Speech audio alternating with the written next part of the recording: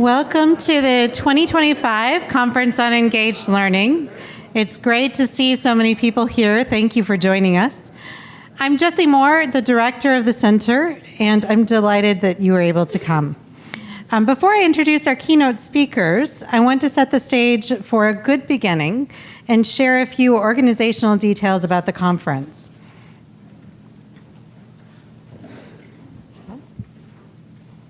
And try to navigate multiple things in my hands at the same time. So a good beginning is intended to acknowledge that the land that we inhabit has a history. But a good beginning is also intended to acknowledge that a land acknowledgement is only a first step. It shouldn't be the end point in our exploration of that history. Elon University's name draws on the Hebrew word for oak tree, and our roots have a rich and complicated history. This area was first inhabited by the Siouan-speaking Native American tribes, with the Occaneechi being the most dominant by 1650. I would like to acknowledge that we are in the land of the Ino, the Tutelo, the Saponi, the Occaneechi, and Shakori Native people by reading a statement that's adapted from the official Occaneechi land acknowledgement so that it can be read by a non-Native or non-Indigenous person. We are gathered today on the land that was traditionally part of the territory of the Saponi people in the Piedmont of what is now the great state of North Carolina. This area is not far from the great trading path used by both the Native people in the area and the non-Native peoples during the early years of contact. The Saponi people, whose descendants include the Occaneechi Band of Saponi Nation Indian tribe, still thrive and live in this region, officially recognized by the state government of North Carolina. The Occaneechi are connected to this land spiritually and physically. It provided all they needed to sustain their communities.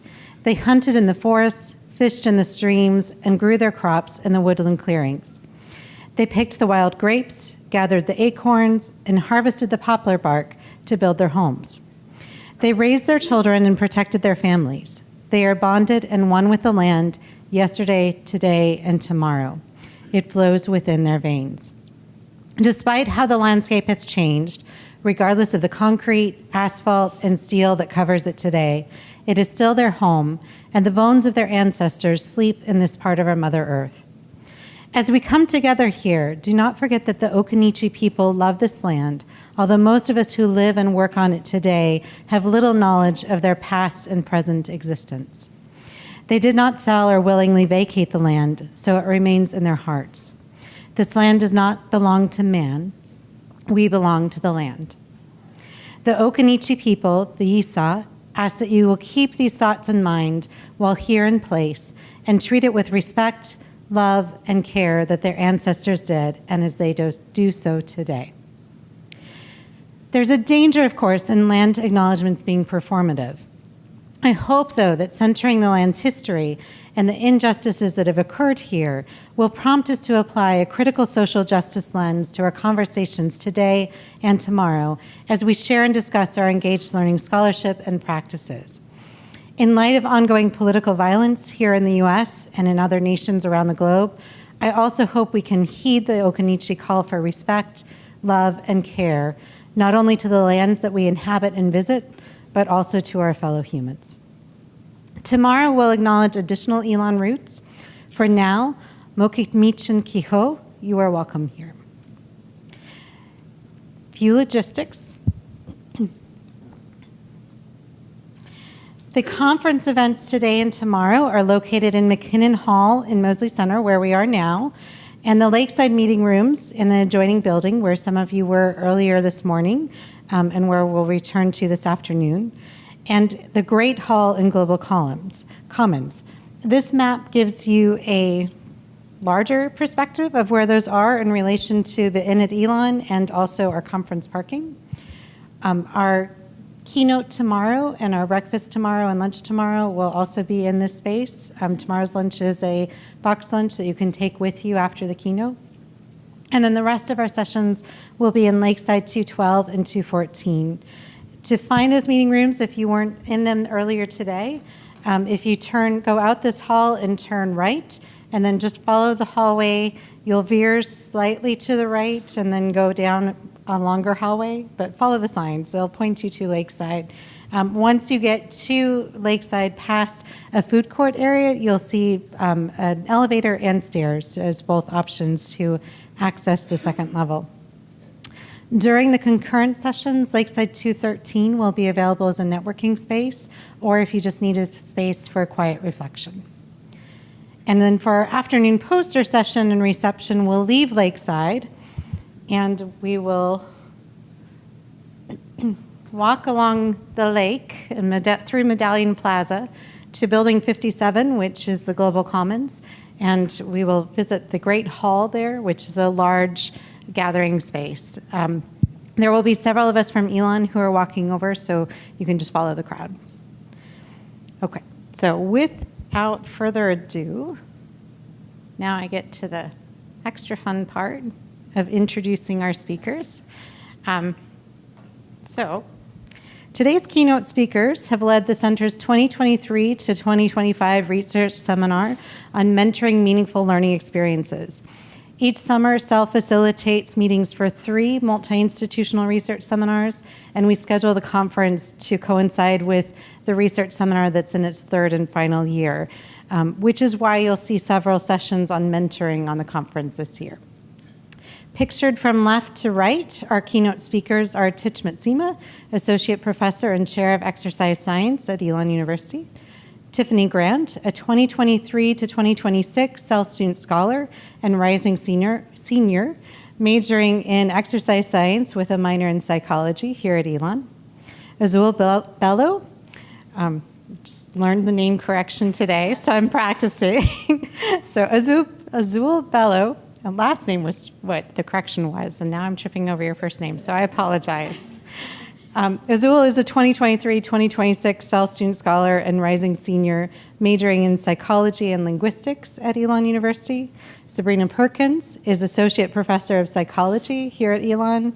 And Ashley Finley is Vice President of Research and Senior Advisor to the President for the American Association for Colleges and Universities. And I trip over the reordering of the A's every time.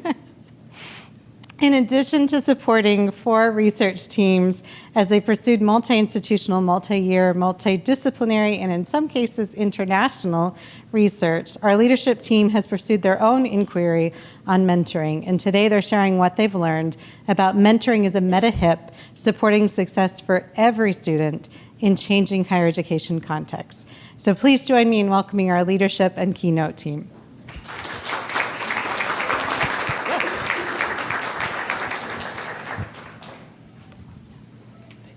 Big green button.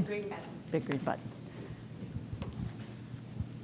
All right, I have the great pleasure and honor of kicking things off. And I will say, just as a personal moment, I don't think I've been more excited or honored to be part of a keynote with these people. So I am so happy to have spent the last 3 years working with this leadership team, and also just to have been part of the amazing research coming out of the research groups that you'll see over the course of this conference. I am truly excited and humbled to have been part of it. So this is pretty fun. So I think my objective here in trading around the mic and as we hand off here is to simply lay out a little bit of background on what high impact practices are. This will be let me ask this, unplanned audience participation. How many of you have heard about high impact practices? Would say that you know a good bit. Okay, that was sort of what I was relying on a little bit. Good, glad I cut all of the data slides. But it's the idea of knowing that this was going to be somewhat of an advanced group and thinking about this topic is to both refresh a little bit what we know about high impact practices, but hopefully to situate in a slightly different way, maybe how we might begin to reconceptualize them. And that will lead directly into today's topic, of course. So here's us. Good title slide, yes. So what are these things? Why do we care? The why do we care would have a blizzard of data slides after it, but I'm going to try to be pretty succinct about it. AAC&U for some years, along with the National Survey of Student Engagement, coming back to 2008 when George Koo began writing about these. At at the request of Carol Gary Schneider, I might add. That's how that all happened, was Carol calling George and saying, do you guys have any data on what might be most effective? And that's how this began.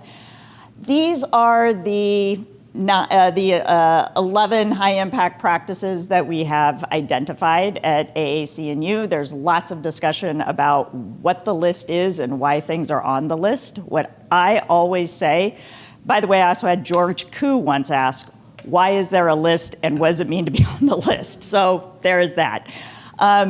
What we always say, though, is that these are the practices that tend to be the most pervasive and to have the most evidence behind them. That is what I think holds this list together.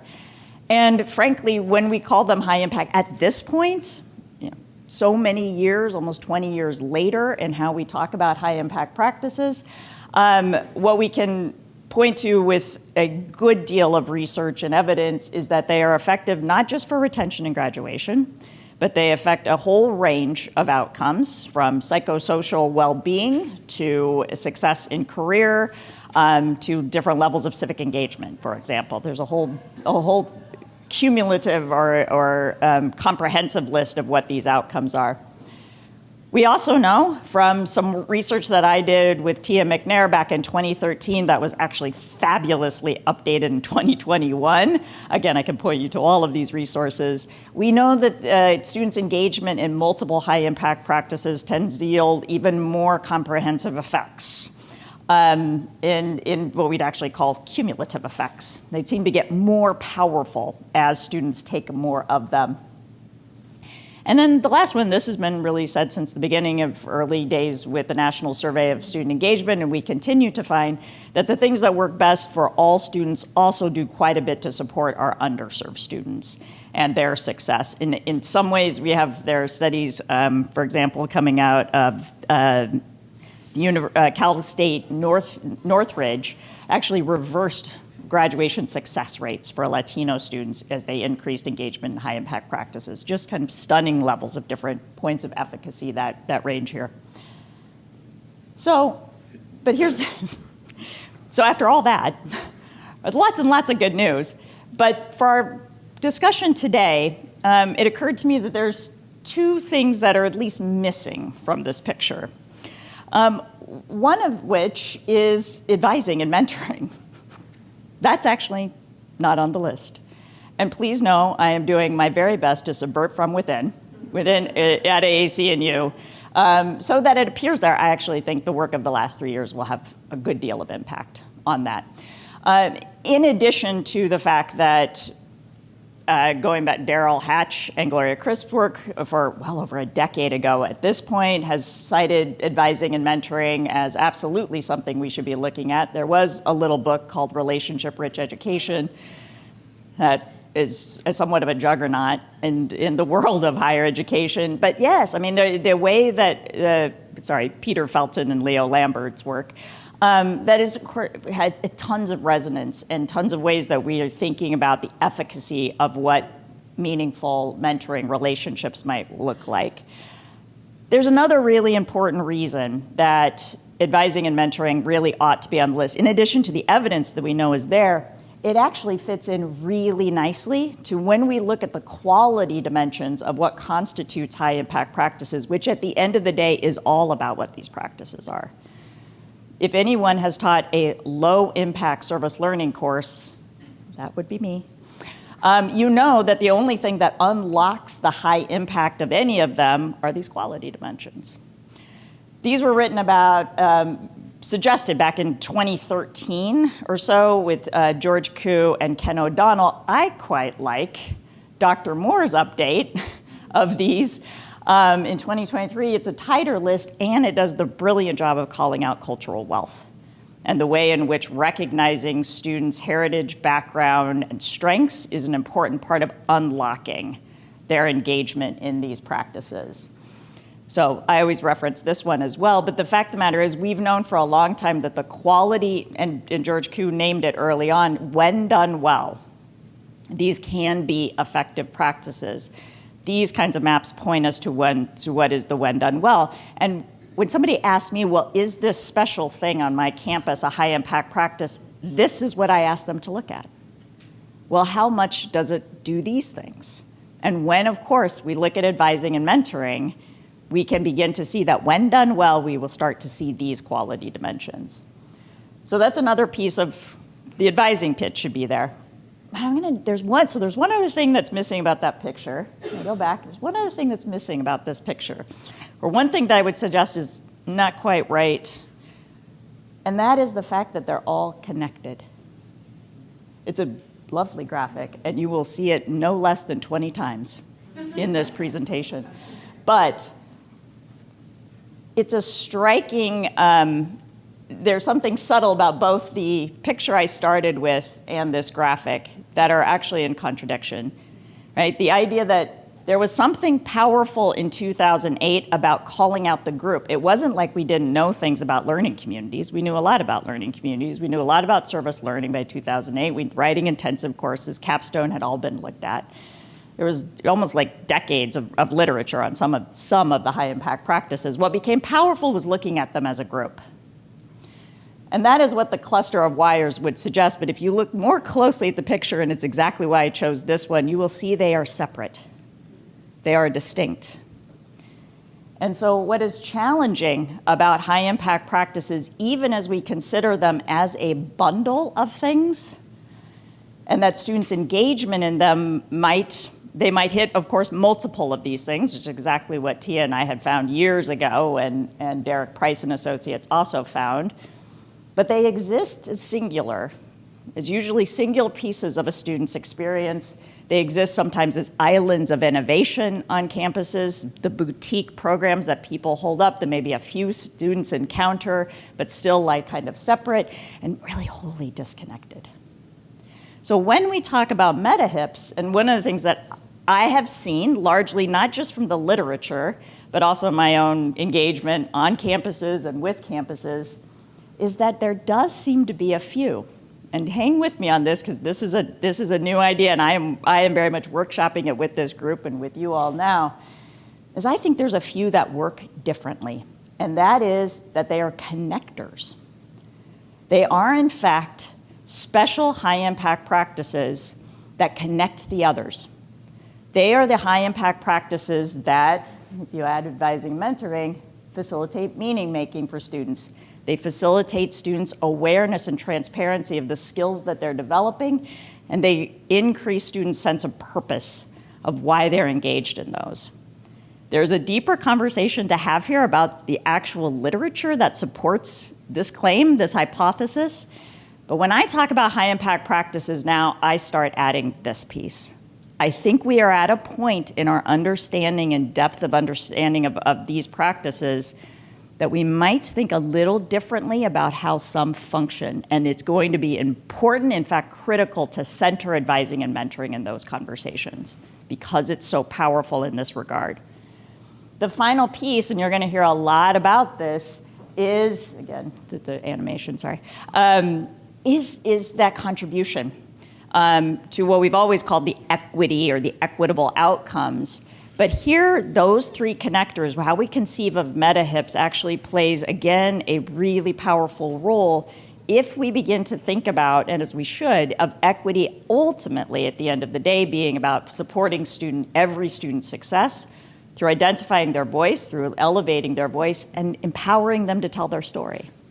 And if you go back, e-portfolio, the ways in which students engage in communities and in advising, those are the pieces that get lifted up.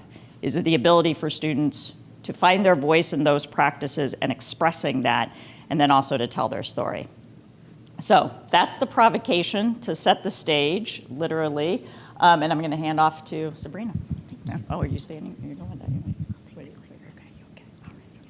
All right.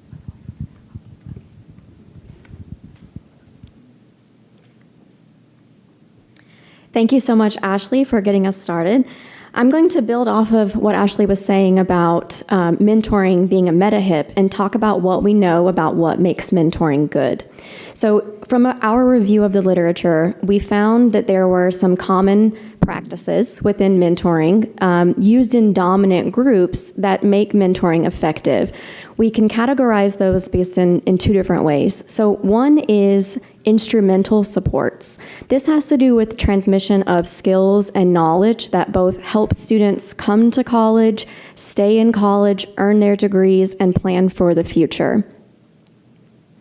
Another big area of what makes mentoring good in dominant groups is psychosocial support. So we think about this as more of the emotional side of mentoring, the fact that this is a relationship between people and we need to care about each other. So these are some things that we found in the literature that go along with just any kind of mentoring. But we were really interested in doing work to investigate what is important about mentoring with an equity lens.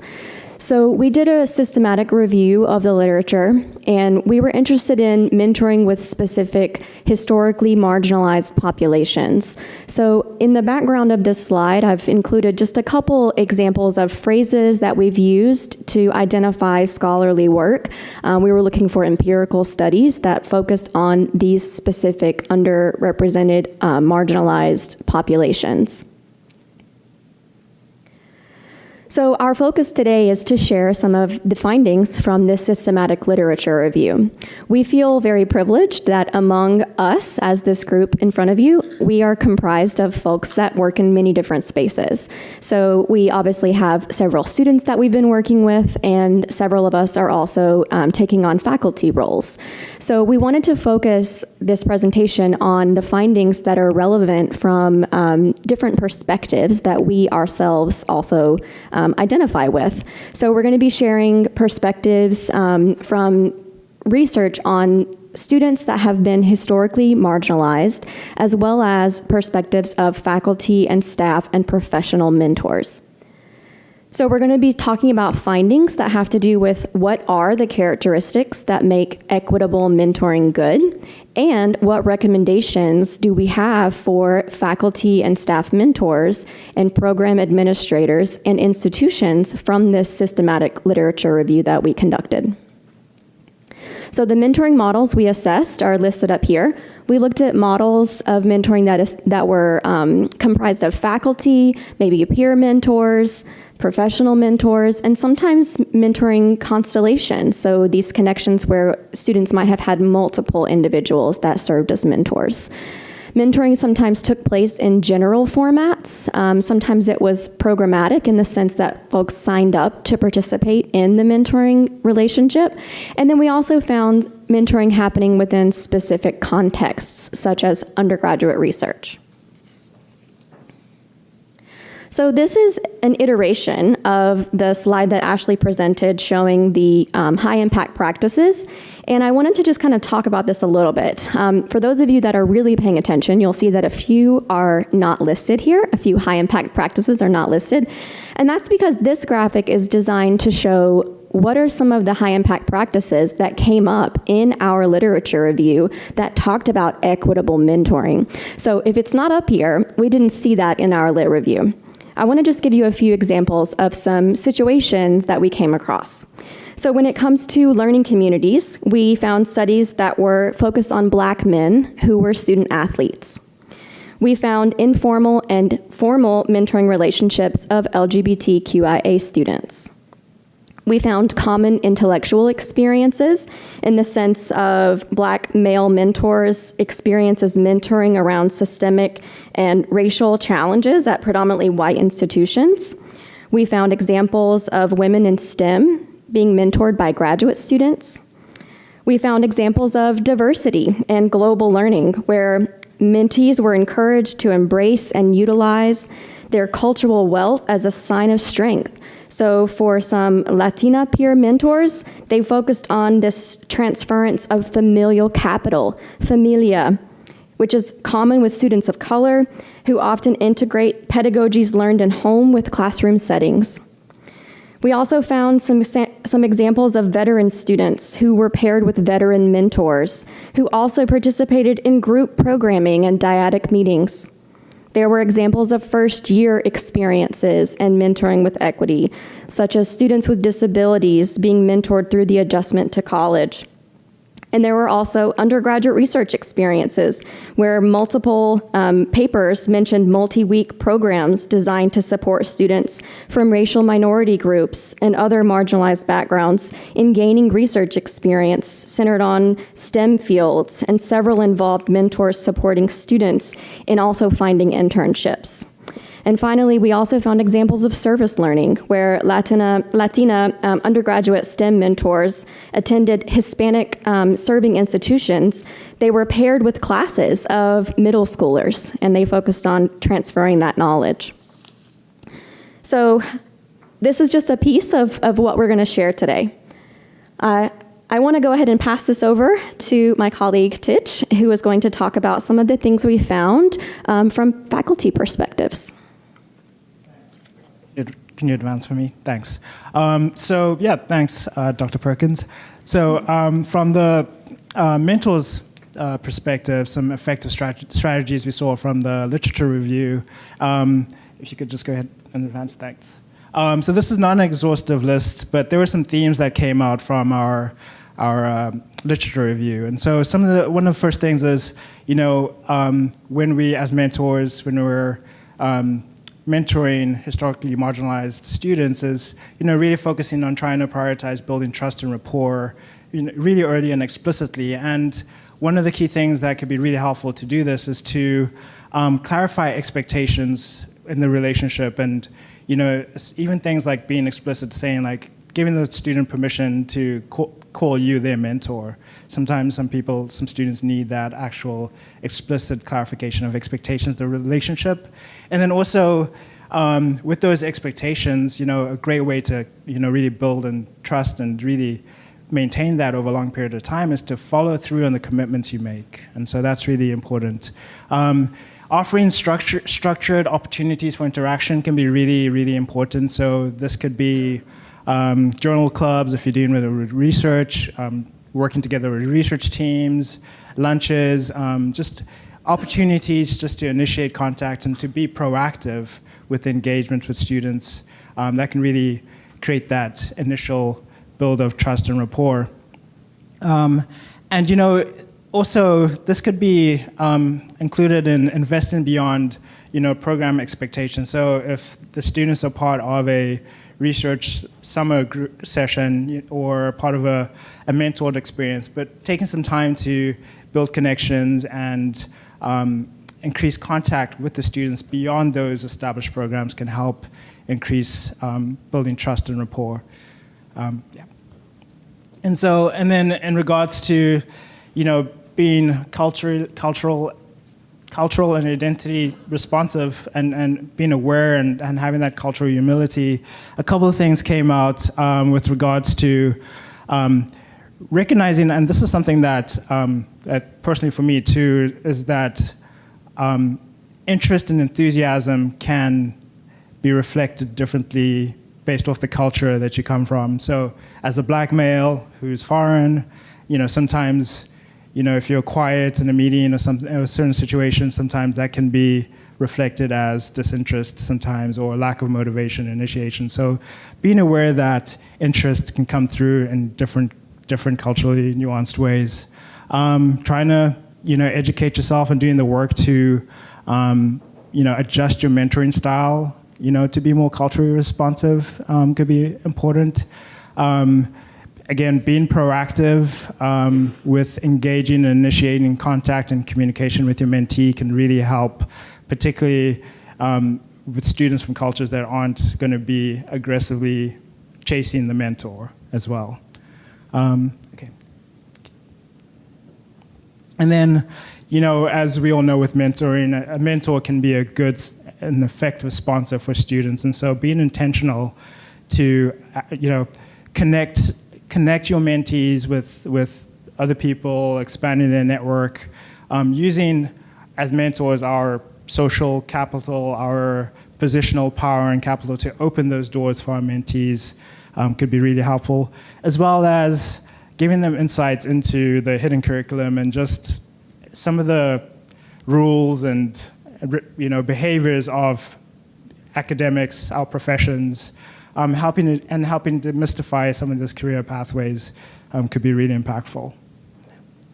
And then, mentoring duration is really effective. And so sustained long-term relationships with not just one mentor, but with multiple mentors can be effective. We were hearing earlier about mentoring constellations, and you have different mentors, but mentoring over time can really help, create those long-term relationships that are going to extend past college as well. And so I know I have the 5 to 10 hours per week, and I'm not saying like we should all be mentoring people 5 to 10 hours per week, but the reason that I was just put that there is the intensity sometimes of some programs like summer undergraduate research experiences or things like we have with the Odyssey program and mentoring programs with peers could be a really great way that can happen over a short period of time, but over multiple years can be really impactful as well.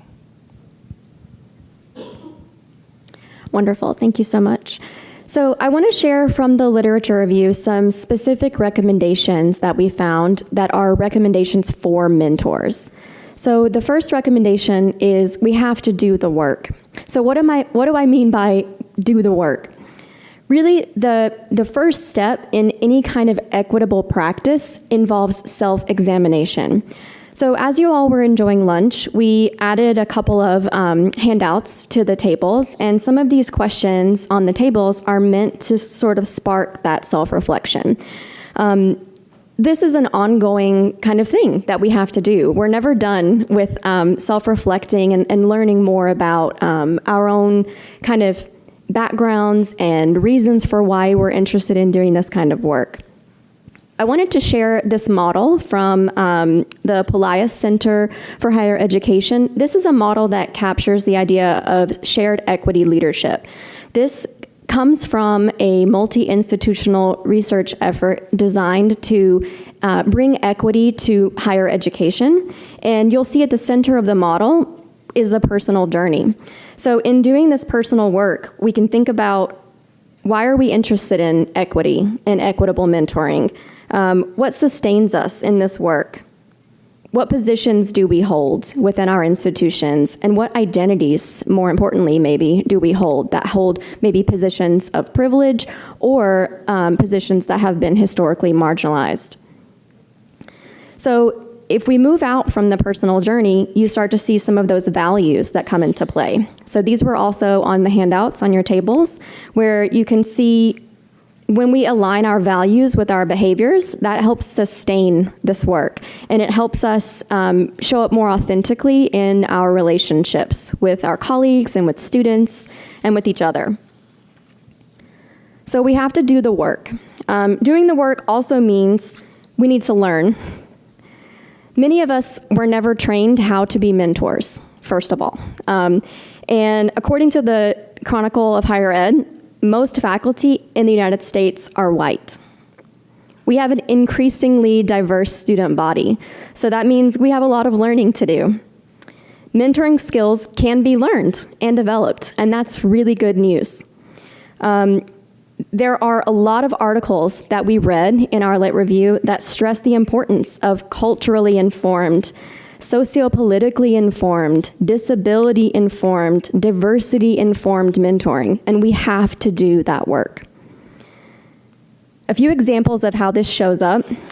Bemper, one of the articles that I cited here, highlighted the important role of raising individual and collective awareness about the ways white privilege, racial marginalization, and race neutrality manifest in microcosmic ways that are reflective of the wider society in mentoring Black student athletes. There's also ways that implicit biases might show up in our actions that we're not aware of. So implicit means that we're not tracking that we have this belief. So folks might be aware of the model minority myth that affects Asian American students and faculty. The model minority myth contributes to the fact that a lot of Asian students in the United States get overlooked because we don't view them as needing mentoring as much as maybe other racial minority groups. We also need to demonstrate allyship. So self-awareness, self-reflection, examination of our biases, we can build on that foundation to be true allies to students. So for faculty that have a shared background with their mentees, they can rely on that. There are some examples that we found in the literature where Black faculty who were working with Black mentees relied on their own experiences to help their mentees navigate concerns around racial tensions and build deeper connections. There were also ways that Black faculty shared their parallel prior experiences around failure that helped. Oops. Did I do that? See, failure. To inspire students to persist. And oftentimes mentoring a student that was from an underrepresented or historically marginalized racial group for Black faculty, that also helped the mentor's own identity development and self-authorship of their story, reflecting on their past, helped them grow as people. But we can also benefit from mentoring that spans even when we have unshared backgrounds. So in situations where white faculty were mentoring Black mentees, we found that sometimes white faculty would share things called proximal experiences of otherness, which means that they're sharing ways that maybe they have experienced some marginalization that is not tied to their race. So maybe it was due to an immigration status or an income level. And these were ways that white faculty were building bonds with students that were racially underrepresented or marginalized. Within male-dominated STEM fields, male faculty have significant capital to advance the careers and connect and sponsor women scientists that they work with. And in some contexts, cultural awareness can actually help equip faculty with enough confidence in their ability to intervene when they felt like their colleagues are not mentoring historically marginalized students well enough. We have to be open and we have to be humble in our learning and our growth, and we have to have explicit conversations with students about their non-academic challenges. Food, housing, and transportation insecurity are things that affect a lot of historically marginalized students. And this is on top of things that are already encountered by them, like having environments characterized by oppression and sometimes openly hostile interactions that they have within a university. We have to be willing to listen, and that can go a really long way. Finally, we have to center the student. This means sharing power with students. If we are in a faculty role and we're working with a student from a historically marginalized background, we automatically have more power than them. We need to show students that they have agency in building their academic journeys, which actively counters paternalistic and colonialist attitudes involving lack of recognition for that student's capacity. We have to encourage their personal growth and self-authorship by supporting them in making strategic decisions and modeling what success could look like and encouraging students' ownership of their work. Part of centering students means acknowledging our own limitations. Many students want to learn from other mentors besides their primary mentor. So faculty mentors can support students in making those connections when they facilitate students' identity development and self-authorship. For example, in one study, white faculty often referred students to colleagues of color whenever the student needed specific support around that aspect of their identity. All right, so now I'm going to pass this over to my student colleagues who are going to share some perspectives from students.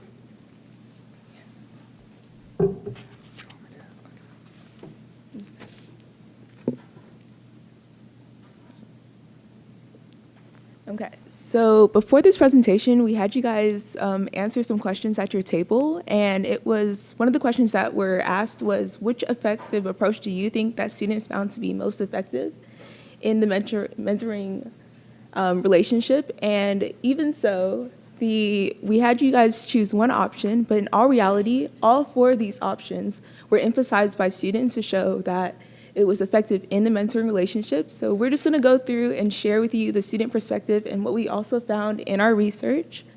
with each point. So we're starting with defining the mentoring relationship, identity-conscious mentoring, affirming strengths and self-efficacy support, and also mentoring through key transitions. So we're going to start with defining the mentoring relationship.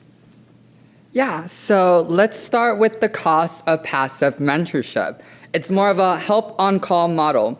They're available if I reach out, but not really invested in my growth. These aren't rare comments. They're the voices of historically underrepresented students navigating spaces not built for them. When a student hears, "My door is always open," but never see anyone reach in, that silence feels like disinterest, or worse, disregard. Passive mentorship leaves students unsupported and unseen. And when the relationship isn't clear, students often blame themselves.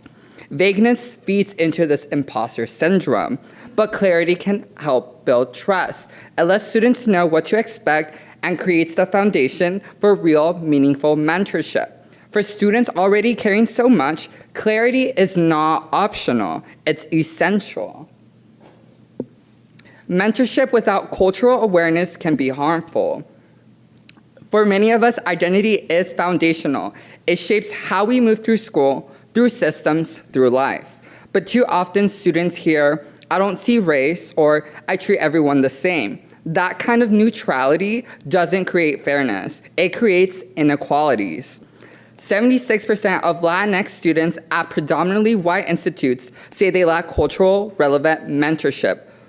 Over 60% of first-gen students miss out on opportunities simply because no one explained the systems. And Black women in STEM repeatedly reported being mentored academically, while the racial and gender realities were being ignored. When a mentor overlooks who we are, trust then breaks. Silence doesn't make us feel safe. It makes us feel invisible. So, what transformative mentorship looks like. This is what we mean by defining mentoring relationships. It's active, not passive. It's not enough to say your door is always open. You have to walk through it. Students shouldn't have to prove their worth, your time, just to get support. And it's not just about knowing what your student is studying. It's about knowing who they are. Before any mentoring relationship begins, it's critical to define what kind of relationship is being built. For many marginalized students, this isn't about logistics. It's about trust and emotional safety. Students need to know, can I bring my full self here? Will my mentor recognize that my academic journey is shaped by my identity? Defining the relationship helps clarify what matters: shared identity, cultural knowledge, or at minimum, humility across differences.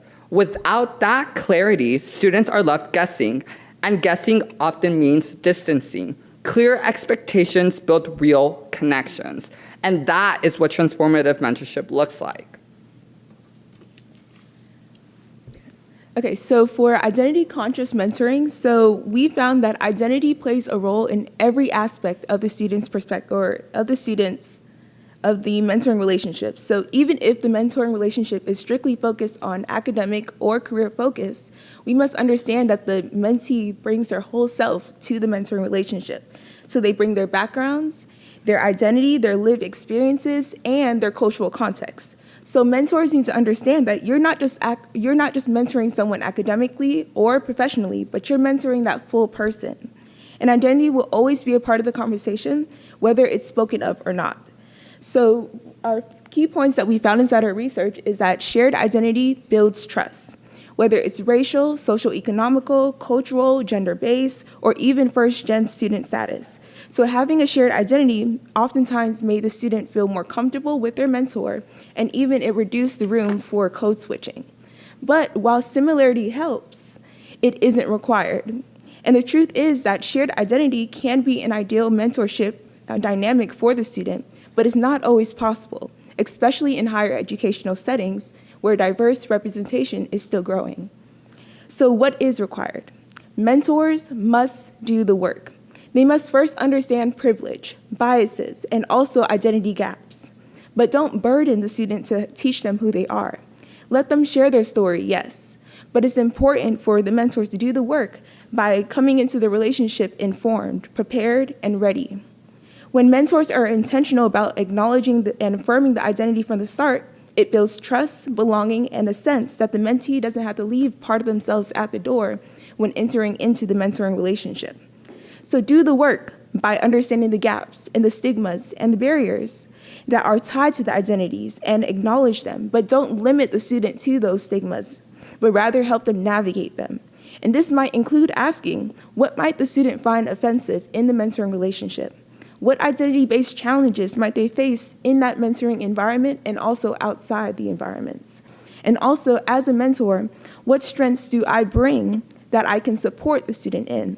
So as we think about identity-conscious mentoring, we must also think that it's not just about perfection. It's about your intention in the mentoring relationship. So how can we affirm strengths and support self-efficacy? Affirmation is foundational. It builds resilience, especially for historically underrepresented students. It says, you belong here. Research shows affirmation boosts self-efficacy. When a mentor affirms students' brilliance, especially in moments of doubt or marginalization, students start to believe in themselves. That kind of mentorship, saying, you are enough, builds resilience and helps us keep going. Students like me need mentors who believe in us and say it out loud.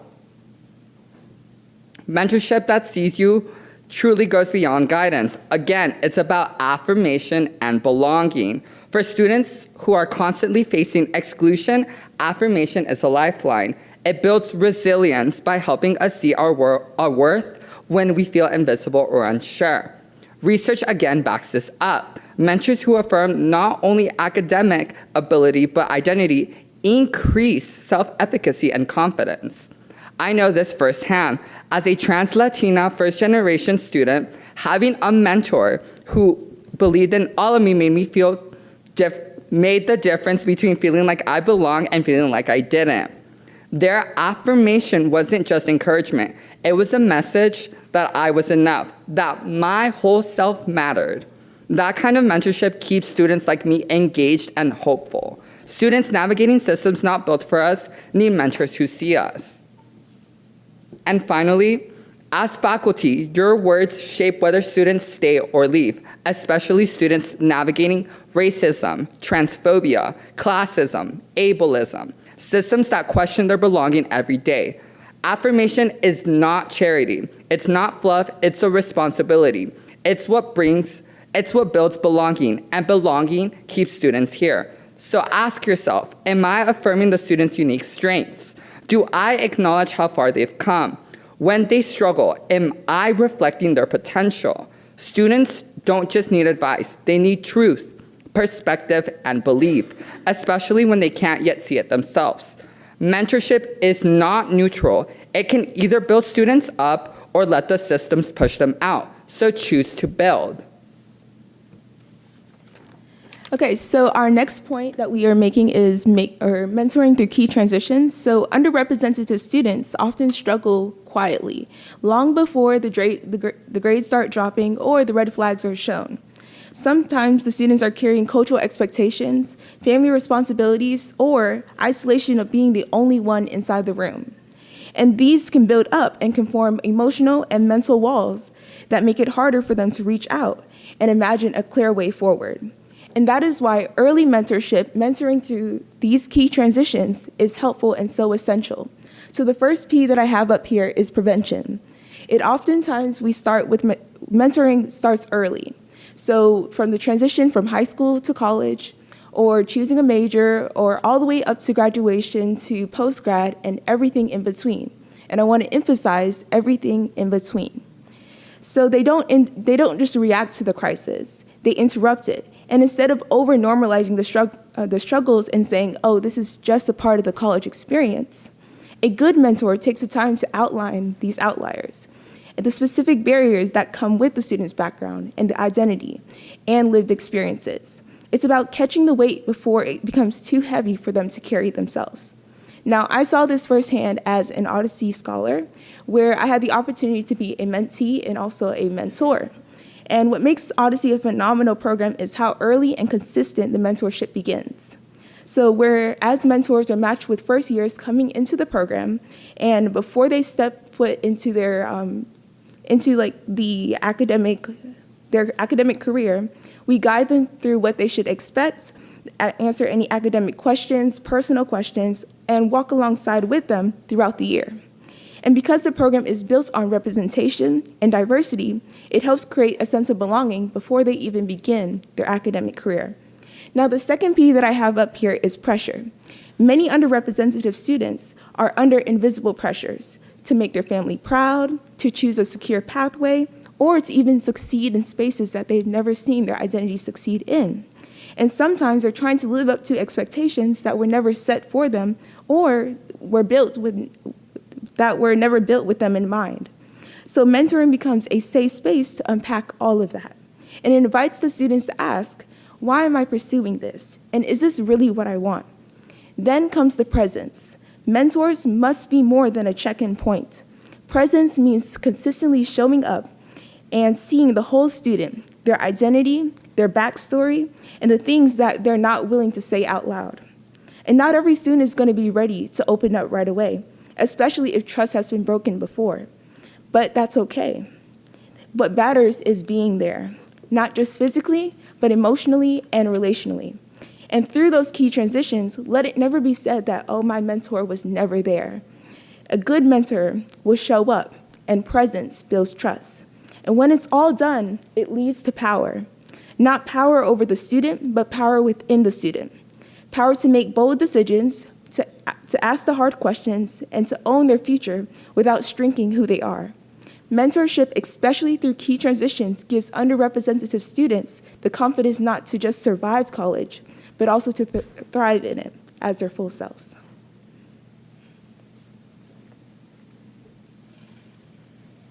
Thank you both so much for sharing the student perspectives from the lit review that we did. I want to just go back to this idea of this model from shared equity leadership and acknowledge some of the questions that we had on the tables. So we prompted you all to think about some of the values that you hold in the mentoring relationships that you're a part of. And we asked you to think about what are the ones that are maybe coming more smoothly to you, but then also where do you encounter challenge?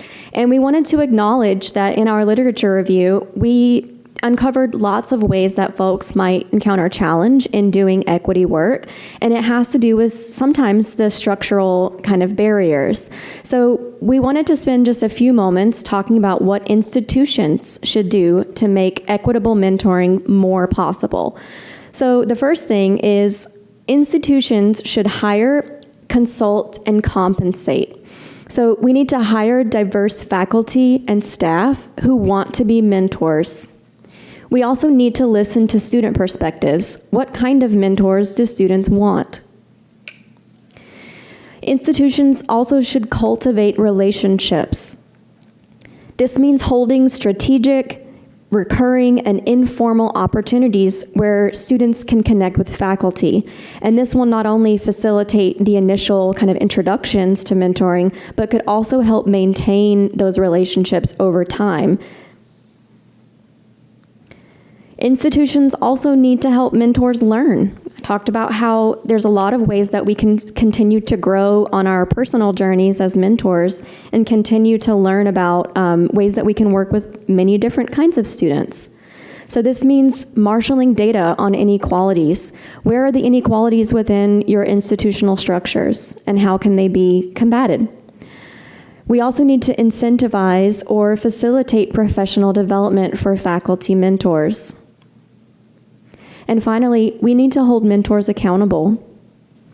This means that we need to hold ourselves accountable for doing mentoring with equity considerations, and also as a collective in terms of thinking about specific identity groups.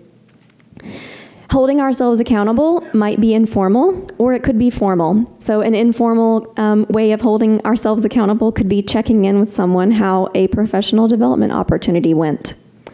More formal kinds of methods might be including equitable mentoring within promotion and tenure decisions, or embedding that into our curriculum.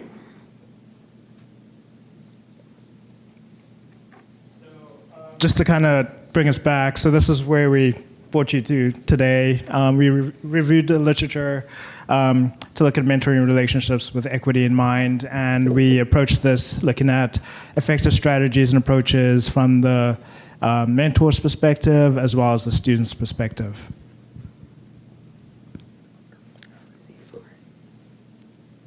Okay, so in summary, we should note that it's important to recognize that mentoring is a high impact practice. So what truly makes an impact is we move beyond treating mentoring all the same and understand that equal mentoring is not enough. We need equitable mentoring, and that means understanding that not every student starts from the same place or the same access. There will be barriers, and mentors will have to be willing to walk alongside with the student and navigate through those challenges. And I can personally say that mentoring for historically marginalized students is needed more than ever. And it can't be a side note, it has to be a priority. Because when it's done right, mentoring changes lives. So your take-home messages, mentors must do the work, demonstrate allyship, and center students. And students want mentors who support them in tailored, proactive ways. All right, it is well known right now that higher education has undergone a number of attacks recently, and many of them have been focused on diversity and equity and inclusion. Let's consider what we've been learning from these attacks. When equitable practices and equitable mentoring only occur in silos or on the margins of institutions, that makes them easier to cut. It makes them easier to eliminate, to dismantle. What we need is a critical mass of mentors who are informed in equitable approaches. Equitable mentoring should be integrated and embedded in all high-impact practices every day. Yes, we want to keep diversity, equity, and inclusion programs and services, but we also need to reaffirm our commitment to more inclusive learning communities and think strategically about embedding DEI into all of our work on a day-to-day basis. Thank you.